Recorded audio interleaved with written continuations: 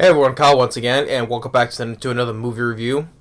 Which today I'll be reviewing a new film that came out recently, and that is of 65, the new sci-fi movie 65, as in 65 million years ago. Which I will still be continuing with the Steven Seagal movies, though. But I just wanted to review another new film that just came out. But 65 stars Adam Driver, known for playing Kylo Ren from Star Wars. When I was first interested in I was first intrigued about it when I first saw the trailer, and okay, I was like, all right. Adam Driver, he crash landed on Earth, and which is the time of the dinosaurs, right? Okay. And he and this girl that survive the crash have to try and survive, depend on each other. Which I thought that was I thought it was kind of interesting. Okay. But after seeing the movie now, I'm like, I think the film was like so. It's okay. The film was alright, average. You know, just a slight, maybe just a. I would say it was an average, okay movie for me.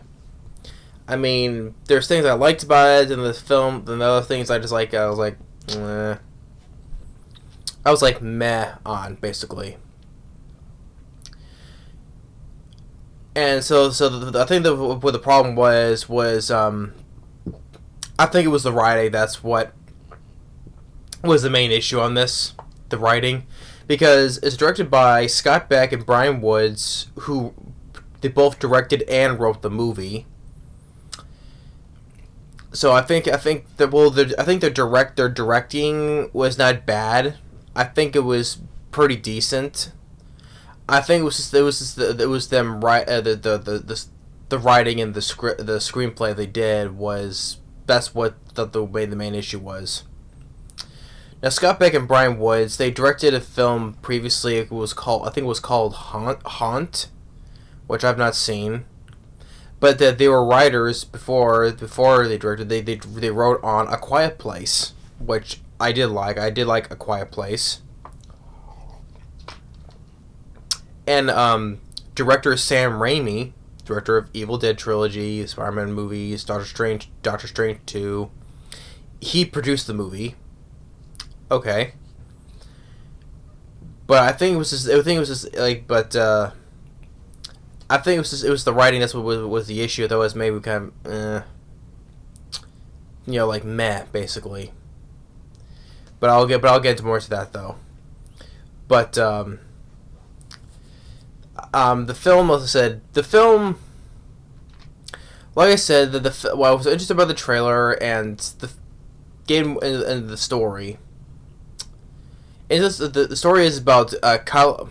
I was about to say Kylo Ren, which, by the way, I never liked Kylo Ren. I think it was just more of a sissy little his little hissy fitsy throws.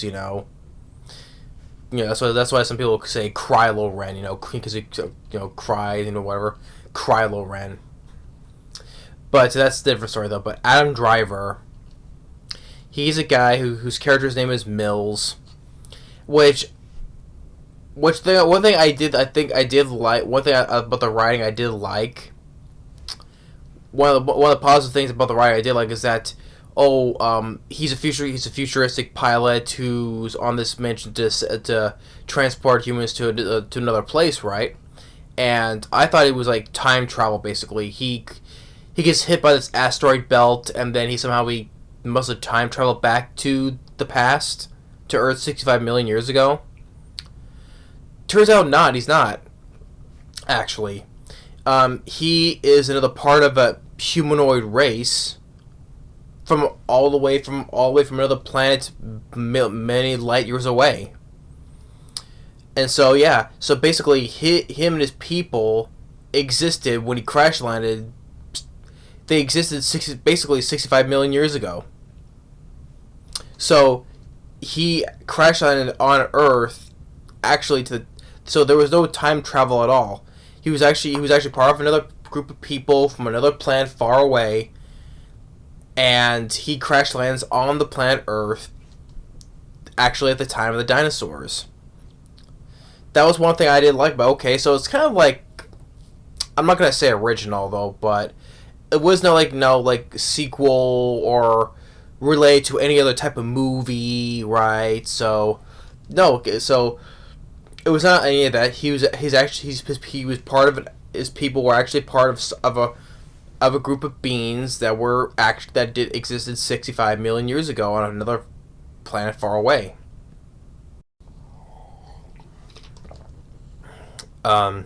Okay.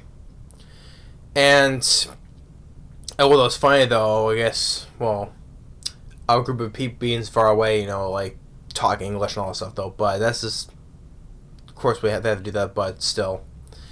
But I can let that part slide though. So, but he's this pilot though. He's transporting some group of people, for I guess future colonization or whatever. But then in the beginning, you see him. He's on the beach talking with his wife and his daughter, and his daughter is sick. So his daughter is sick, and so, but he has to leave anyway. He said he'd be back though, try to be in time to cure her or whatever for her illness. And so while he was on his journey, he runs into this asteroid belt and damages his ship, and he crash lands on this uncharted, unknown planet. To us, it's Earth, and it was 65 million years ago. And he doesn't know any of this stuff because, like I said, his people don't know anything about it. So before he first crash lands, he looks around. He crash lands in the swamp basically, and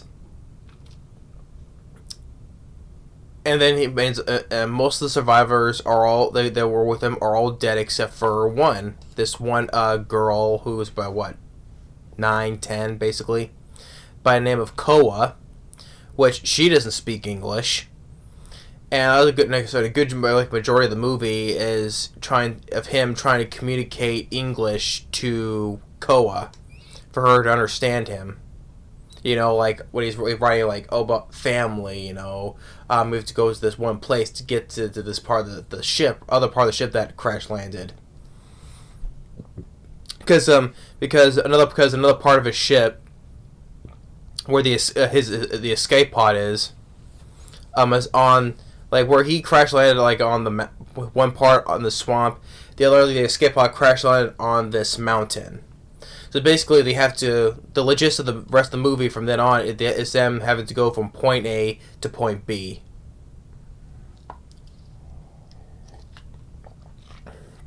Yes, and so they have to get off the planet because they find out later on because the asteroid coming to Earth is going to be the one that kills the dinosaurs, so they have to get off. They have to get off the planet before it crash lands. So basically, that's the logistics of it. Is them trying to go from point A to point B, with a little bit of obstacles in their way. Of course, the dinosaurs that tries to kill them. So, as far as the acting, Adam Driver, which I know in real life he was a Marine, which okay, cool. I always support support troops and all that stuff, right? Always cool. Which is cool he was. But the thing is though, I was never a fan of him. I never liked him as Kylo Ren. I never did. I hate those Star Wars movies. But it's not his fault though. It's his way he was cast and how it was the script that wrote his character. So it's not Adam Driver's fault. It's not. Here his acting is okay as well. I can still say his acting is better than when he portrayed Kylo Ren. I can still say that.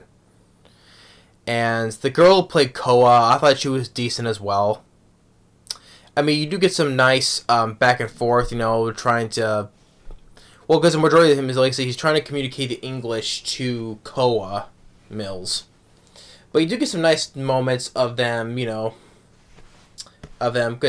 the more Mills looks after her, tries to get her off this planet, kind of sees her as another daughter, because what you find out that his daughter actually died, because he's been gone, because he said he was be like gone for 2 years, but actually he's been gone a lot longer than that. So along that way, like after like he gets like those tapes to they're recorded from time back,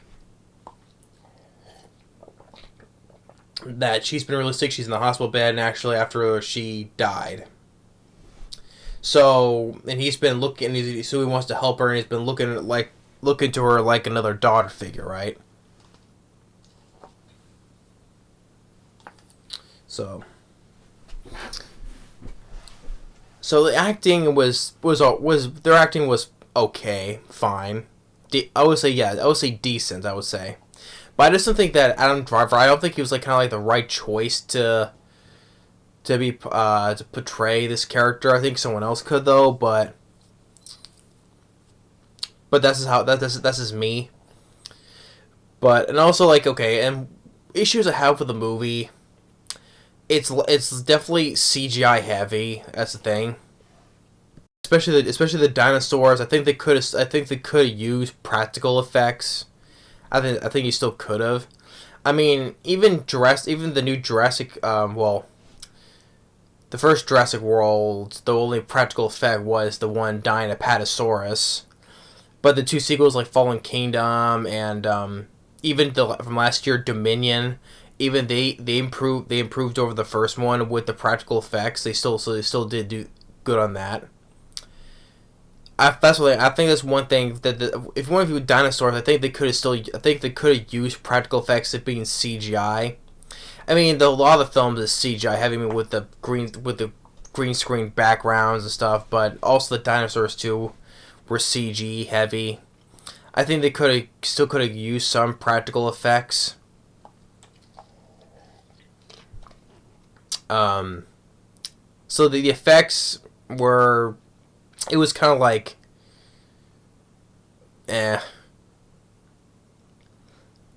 The score by Chris Bacon, which originally was gonna be composed by Danny Elfman, which I am a fan of Danny Elfman's music. I would probably say he's the top three favorite composers. Of course, my all-time favorite is Jerry Goldsmith, and then John Williams, and then in the third spot will be Danny Elfman. I would like to hear Danny Elfman's version of the score, but I guess they must have not liked it, because otherwise they would have got Chris Bacon to do this to replace Danny Elfman as the score. The score was just was a generic score. It was nothing to run. The score was nothing to run home about. So it was just a generic score. But I would rather like to have listened to what Danny Elfman's original score was going to be. Like I said, the directing from the two directors, it was decent, but I think also the script was that the writing was the main issue. I mean, a good chunk of the movie, like I said, is the girls trying to learn English words, like I said, and majority of it is just, just well, one thing I would say, it is a short movie. It's only about 93 minutes minus end credits. It's just under 90 minutes, so at least it wasn't that too long of a movie, because like I said, for not every single movie nowadays has to be 2 hours long. It doesn't have to be over 2 hours long. So at least this was a short movie. It did go at a decent enough pace. I did like, and with the Adam Driver, like his weapons and stuff, I did like how some of his designs of his weapons are, like how his rifle gun was, and like he has some of these little balls that can be explosives. and or some of his tech, like he, of course, the map where he has to find where he has to go and to get to one point A to point B, or when he's resting in this cave, like he has these little things that like a perimeter. When something when we're just within certain boundaries, it'll glow red or starts beeping as something's nearby, like that type of device. Like, so some of the technology I did kind of like, but I think this thing that's like it was just.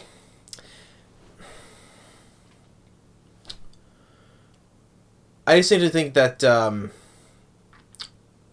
do I put it? It just felt kind of boring. That's the thing. I think the film it was just kind of boring. I mean, after when before they officially leave on the journey, because like I say, Mills, he's trying to like say English stuff to the kid, like she's looking for she's wondering where her parents are, but she doesn't know that they're dead though they died in the crash. So Mills tries like, they're right here. We have to get to here to get to your family. The escape pod on the other side of the mountain. So ultimately, they go. They walk. They walk in. They do run some. They do run some. Oh yeah, that's the thing. I think they could have. Like have more run-in with the dinosaurs. Them fighting more with more dinosaurs. Probably just could have seen them fight more. I mean, they fight a couple of some small carnivorous dinosaurs, and there was a couple with like you see velociraptors. And some other ones are like kind of like T-Rexes. But I think they could have fought a little bit more. They even dealt with a couple of the flying dinosaurs as well. I mean, like the girl has a thing about the poison berries and eventually makes it into like a spear. Or Mills, like he had a run with this geyser that's kind of corrosive, like acid, which that comes into play later on, like towards the end of the movie. Another thing though, because we know because the asteroid that comes like the asteroid that killed the dinosaurs, I think could have added a little more attention. If it was brought up like a little more earlier in the movie. That way the intensity where they're not taking their sweet time trying to get to the escape pod on this other side of the mountain. I think if the asteroid would have came they brought the asteroid in a little more earlier, I think the suspense could have been more. So that way they have to be in a bit more of a rush to get to the escape pod in time. I think, but it doesn't show up until like at least like towards the end of the movie though. So I think they could have brought it up just a little bit earlier on in the movie to for them to pick up the pace more, because we have to we gotta hurry, because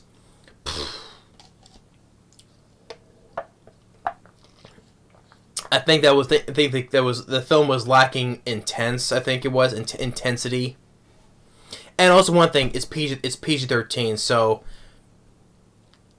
I think could have got a little bit more if they would have made it rated R.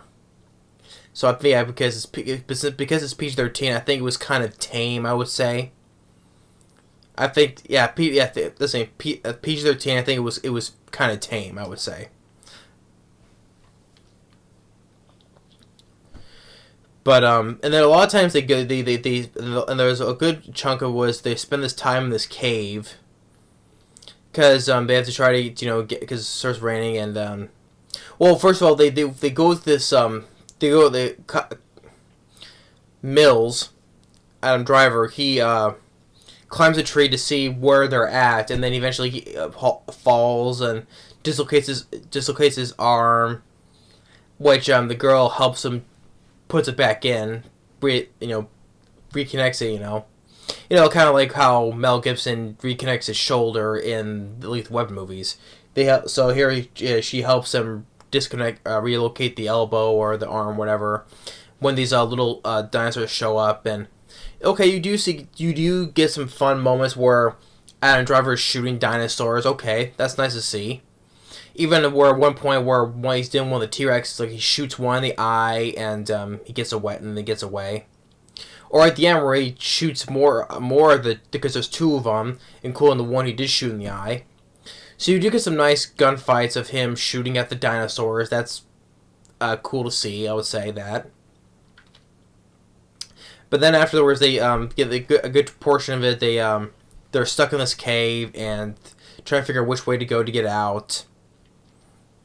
Like there's a little small space where Koa gets out, but Adam Driver there's a cave in, so he has to find another way out.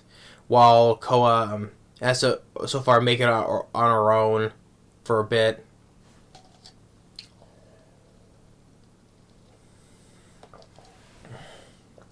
Like she uses those make those poison berries, makes into a spear, and how she finds her like how he used to do, like make this those whistle noises that at the beginning he would do for his daughter, make these whistle noises, and then eventually they make it to the escape pod, which eventually she had to tell she does know about the truth that her parents are dead, which she gets upset about it, but still, that's of course that always has a dramatic part where I feel like I don't want to go on anymore, but still go anyway. So eventually they do get to the pod, whereas the asteroid is coming closer. Then the two T-Rexes, they come in. Like the escape pod, it falls off the cliff, which kind of still they're upside down, but at the same time the thing is still functioning even despite being fallen off of a cliff. It still works. So Adam Driver, so he was gonna distract them, so they don't come after Koa. Usually she shoots one dinosaur, kills it. Okay, that's cool to see. And then, which, since we saw the geyser earlier, he's gonna lead it to the geyser because he knows that earlier it was pretty corrosive, and so hopefully it'll kill it. Because he saw some bones of other T-Rex skeleton next to it, so he was planning to lure it there. And which eventually it works and kills the dinosaur. Which I thought he was gonna stay behind while she goes and leaves to escape, though, but actually no, he gets back in with her, and they both get out in time just before the asteroid, just in time for the asteroid to strike Earth, right? So they send a distress call as they're leaving.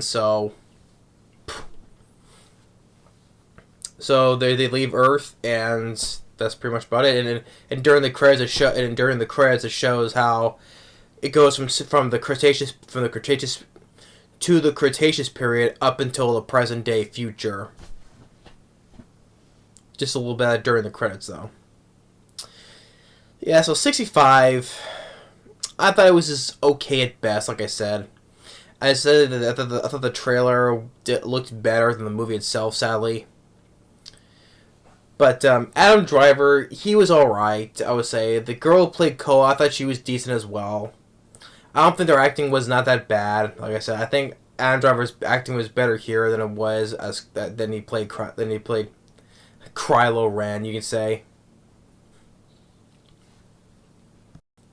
I mean, you get some nice moments, like I said, like the bond between Mills and Koa. That was kind of a sweet thing, but at the same time, I thought they just trying to teach English to the kid. I think could just like if Mills from his beings could speak English, I think the girl could have speak English fully.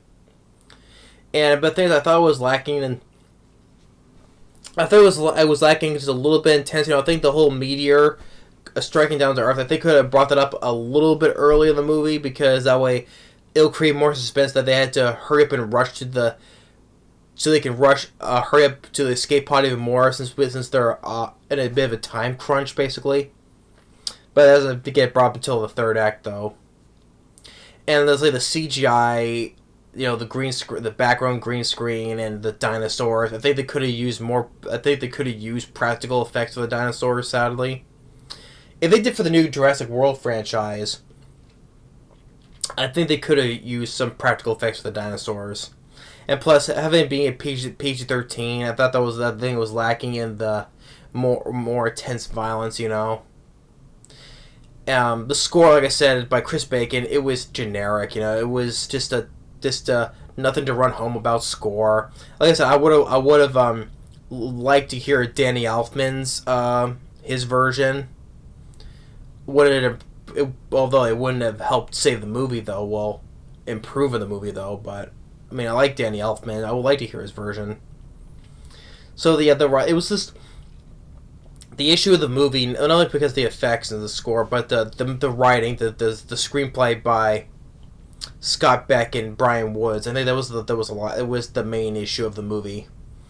I mean, their directing was decent. It was not that bad at all.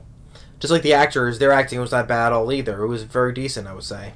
So that's why I thought it was just a okay movie at best. I mean, I did like the idea of him crash landing to Earth 65 million years ago. I did like the idea behind that. I do. And the fact that it had nothing to do with time travel. He didn't time travel back to the past. No, he was an actual part of an actual race of beings that lived on another planet. That lived on another planet 65 million years in the past. And him crash landing onto this unknown world with dinosaurs in it. So his people did exist 65 million years ago on another planet. So it had nothing to do with time travel, which I originally thought was for what I got from the trailer. So, okay, I did like that concept of that idea. No time travel, no nothing, okay. But overall, I thought the movie was just okay at best. I mean, would this be my top 10? Probably not. Of the best movies, no, it wouldn't be. Nor should I say, I don't think it would not be in my top worst movies of this year either. So it's a film I thought was okay, but that's not gonna be on the list of it's not gonna be on the list of either. So I thought it was just okay at best. Like I said, I thought that Adam Driver, he was just okay as is. I think someone else might have played him, but like I said, I think he was just he was okay there. I mean, I forgot to mention, like, some of the humor I thought was kind of like as well, trying to be funny. Like, I think that's the one thing I gotta say. Another issue I have with it is just the tone was a bit inconsistent, I would say. So, but this is not gonna be this. I would say it's not a rant though. It is not gonna be a rant. Like I said, I did not hate the movie. I just think I did not love it. It was just okay, average. So, but yeah, that said, that was 65. I thought it could have been better. I thought it was just okay. But anyway, if you like the movie more than I do, that's fine. Okay. But just let me know in the comments down below what do you think about it, and be interested to hear your thoughts on it. But that's my review of 65. Thanks for watching. Stay tuned for the next movie review. Continuing with the Steven Seagal movies, and we'll see you next time. Later.